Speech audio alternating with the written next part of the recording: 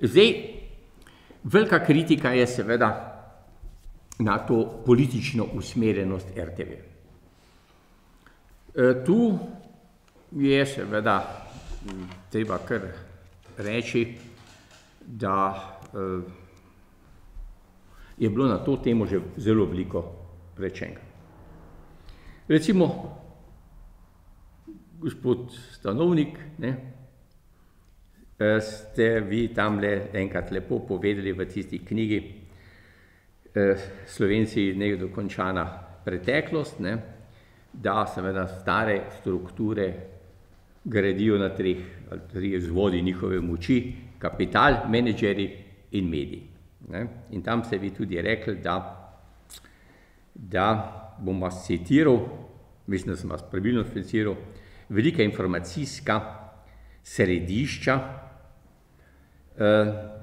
so skoraj izključno v rokah regresivnih postbolševističnih sil. Tako približno, ne?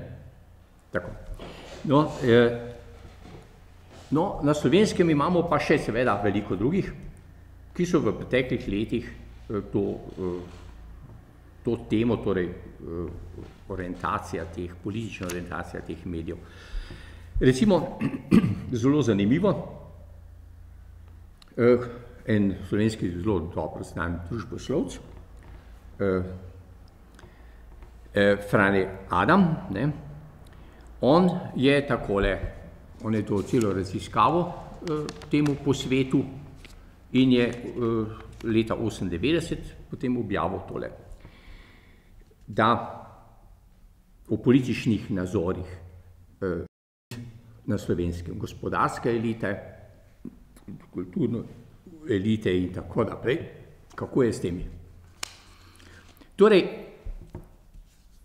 zdaj bom nekaj njegovih številk povedal. Ali pa začnimo tako. Najprej on je ugotovil, da s visoko stopnjo reprodukcije političnih, gospodarskih in kulturnih elit. Kaj to pomeni? Recimo na področju kulture, tistih elit, ki so bile leta 1989, ki so se štele v elite, to se pravi novinarstva, književnosti in tako naprej, je bil osip do leta 1998 samo 11%. Ali po drugačnem, 28% kulturne, novinarske in tako naprej trenutno elite gravitira sploh k strankam Slovenske pomladi. 28%. Vse ostalo je ali politično neutralno, večinoma pa gospodarske elite pa še manj. Je pa samo 16% gravitira in če že slovenskim pomladim, potem praktično večina od teh k Janševi socialdemokratski stranki. Torej ne koliko katoliškim, ne kakšnim drugim temle, ampak tole. Skratka, to vam lahko pove, kakšno je seveda stanje tole.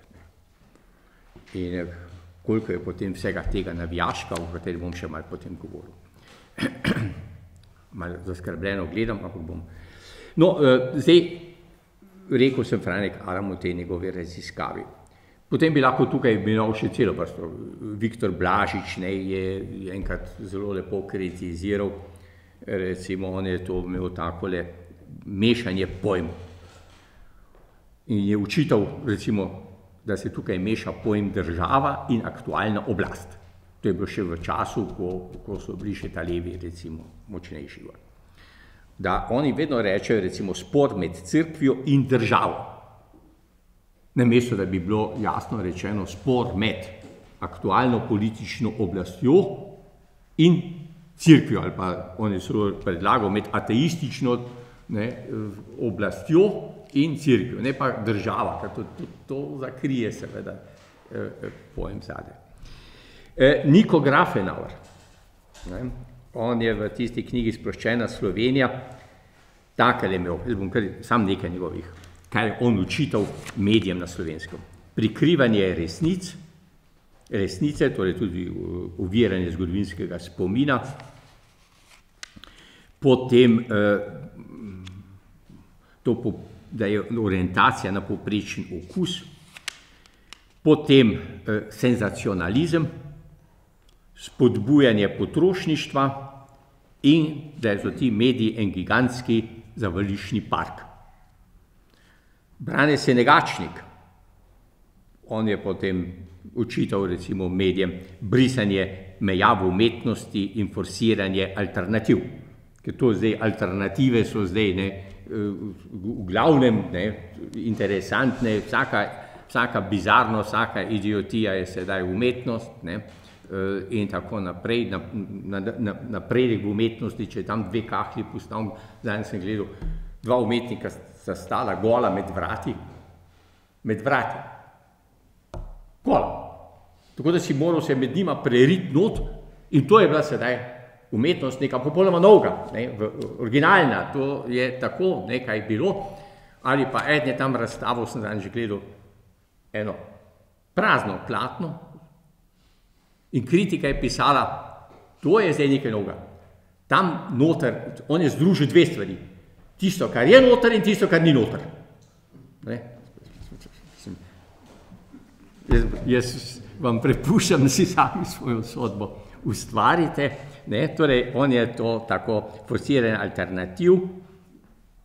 Potem je očital, da je ves kulturni prostor v Sloveniji prepuščen medijskim agenturam, za katerimi stojijo skriti subjekti za svojim interesom, za skrbno pretehtanim, kar zadeva družbene cilje in popolnoma nerefleksiven, kar zadeva globje kulturne sfere. Pa da jaz ne vem, Jaroslav Skrušnji recimo, to so vse taka znana slovenska imena, on je kar rekel, da radiotelevizija se spreminja iz javnega zavoda v javno hišo. Zadnjič je prejšnji teden je Drago Bajt pisal v Sobotni prilogi, da streže najnižjim človekovim nagonom in tako naprej.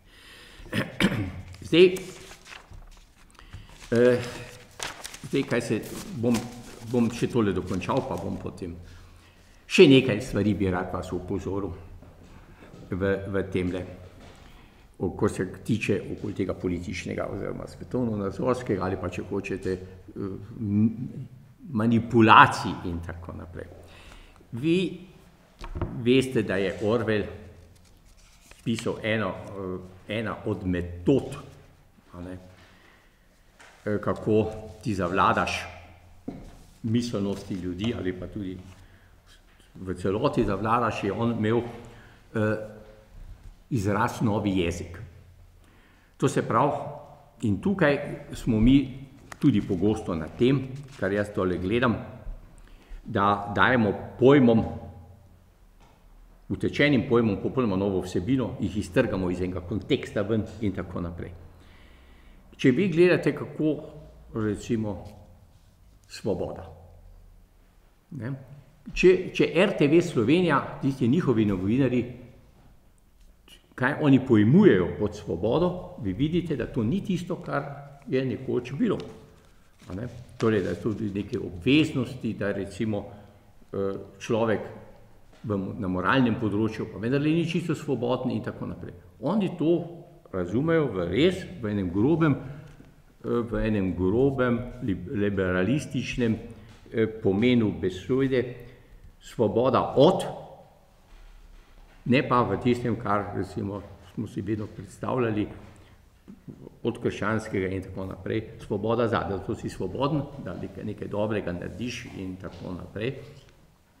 Je tukaj ta pojem čisto tako, ravno kot strpnost. Vedno znova, kadar je bila taka ostra diskusija, da sem nestrpen.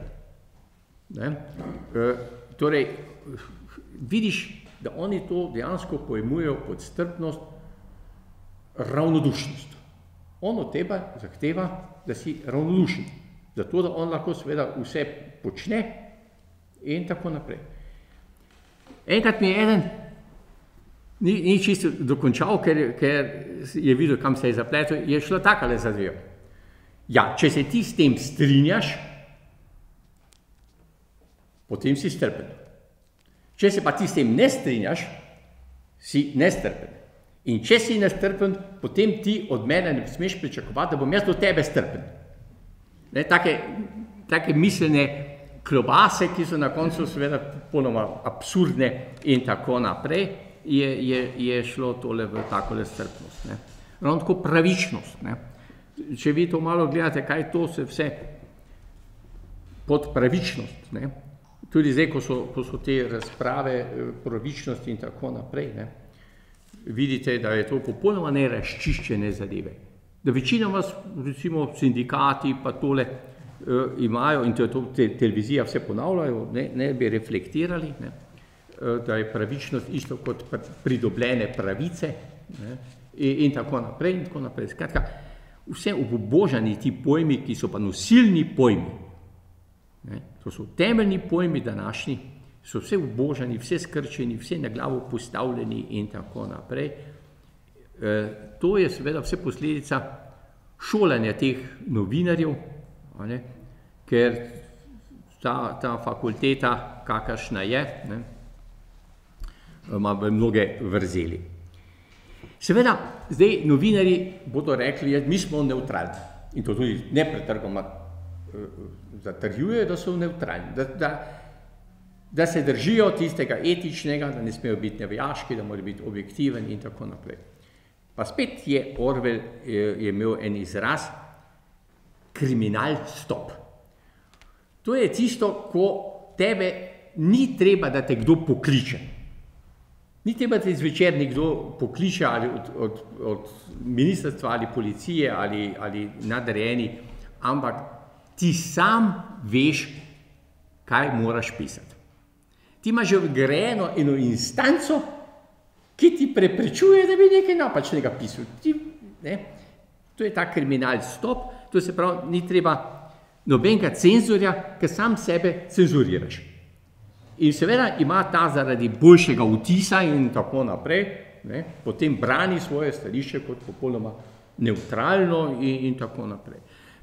Zdaj, če bi gledali, kako pa to vedno znova izbija, vendarle ta navijaškost na eno in drugo stran, ne, to bi morali gledati, ne vem, koliko ste pač pozorno gledali pred recimo takimi volitvami, kot so bile zdaj. Ne? Ali pa, ko je bila razprava o tem družinskem zakoniku. Recimo, družinski zakonik, ne?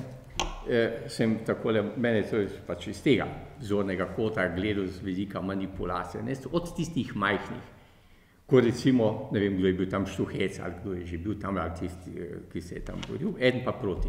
Kako novinarka, ne? Ampak to je čist podzavestno. Kako, recimo tega, ki je zagovarjal tisti družinski zakonik, kako ga je srepo gledala in kako je recimo onega, kar je kol rekel, je čisto nehote prekimavala, vesela bila in tako naprej, ne, ki je recimo ugovarjal temu, ali pa tistim homoseksualnom in tako naprej.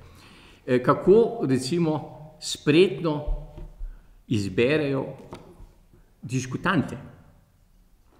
Namreč to so kdor malo pozna to tehniko v svetu, to je tako proučeno, da se vidi sploh ne morete misliti. Ti lahko zbereš enega za, enega proti in rečeš, evo, dva sem poklical. Samo ti zavestno lahko enega se odločiš, ki je spreten govorec za tega, pa enega, ki je bolj revež na oni strani, ki se ne zna tako izraziti. Oba pola sta tu in vendar je učinek popolnoma nekaj drugega. Ne? Če enega tacka, ki je informiran, ki je bolj spreten govorec kot pa oni in tako naprej.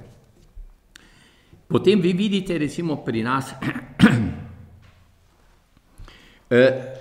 mi tudi večina ljudi ne opazi, ne loči med dejstvi in med mnenjem, med poročili in komentarjem.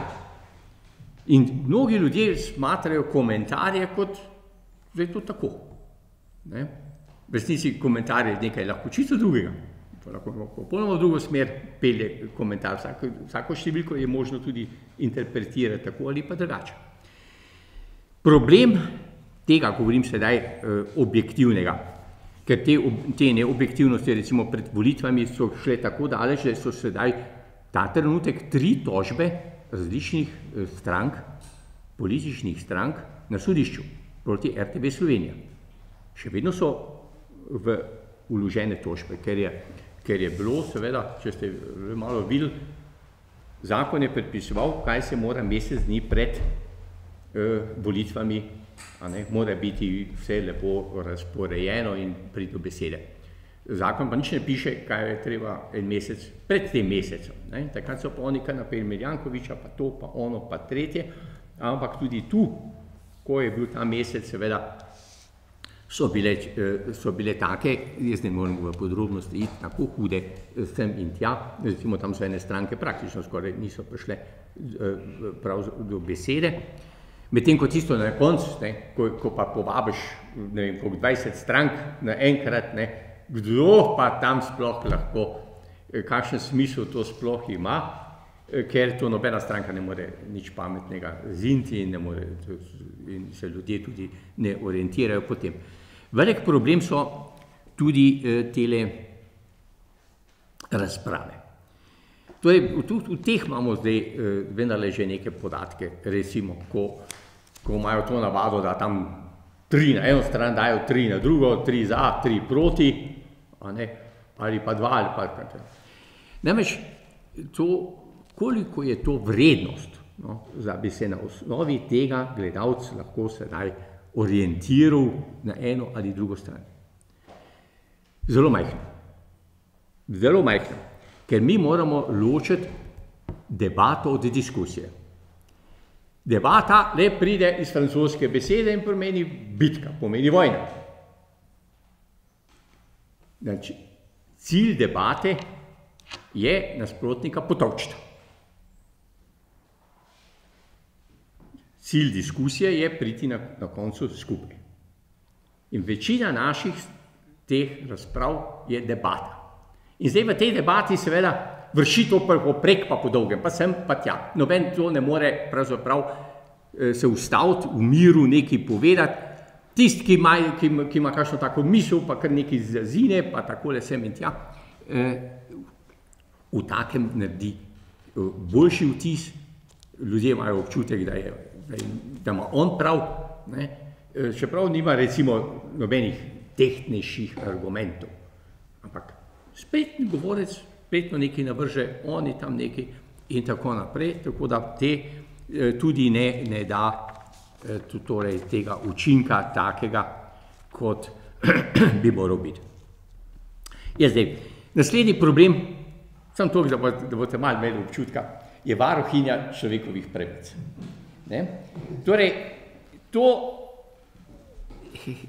tisto Mišo Molk, ki so imenovali v varuhinjo človekovih pravic, to je da spet ena taka, teh varuhov, sami vidite, že vse povsod nekih, no in tudi ona je zdaj tak varuh človekovih pravic in